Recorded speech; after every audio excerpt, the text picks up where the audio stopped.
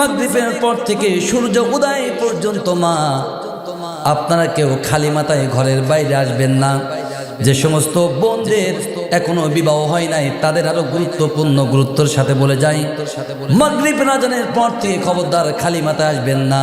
তার কারণ মাগরিবের পর থেকে খালি মাথায় আসলে ওই যে এক শ্রেণীর জাতি জিন জাতি চলাফেরা করে, সুন্দরী সুন্দরী মেয়েদেরকে দেখার সাথে সাথে খপ করে ধরে ফেলে। জোরে বলেন ঠিক কিনা? মেয়েদের জিন লাগে কিনা? জিন কি এমনি এমনি লাগে? বেপর্দা, বেহায়া, বেলাল্লাহ এই সমস্ত মেয়েদের জিন কিন্তু একটু বেশি লাগে। জিন লাগলে ছুটে চলে যায় কবিরাজ, ইমাম, মুয়াজ্জিন কোথায় আছে? জোরে বলেন ঠিক কিনা?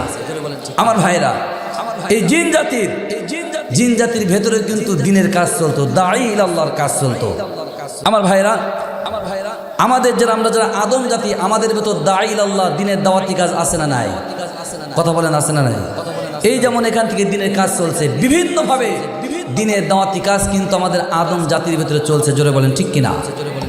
তো এই জিন জাতির ভেতরেও দিনের দাওয়াতি কাজ চলতো। জিন জাতির সর্বশেষ যে দাঈ ইলাল্লাহ, এই দাঈ ইলাল্লাহর নাম ছিল খামুস। কি নাম? খামুস। এই খামুস হায়াতে জিন্দেগি পেয়েছিল ৩৫,০০০ বছর। কত বছর?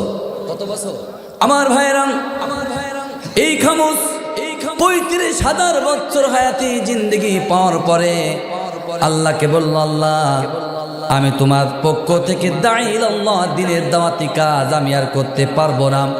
জিন জাতির ভিতরে কোন রকম দাঈ ইলাল্লাহর কাজ করতে পারবো না। আল্লাহ তোমার নির্ধারিত কাজটা আমি পরিত্যাগ করলাম, ছেড়ে দিলাম। আল্লাহ শুধু তাই নাই, তুমি জানলা, তুমি যে স্রষ্টা, আল্লাহ আমি তোমাকেও মানলাম না।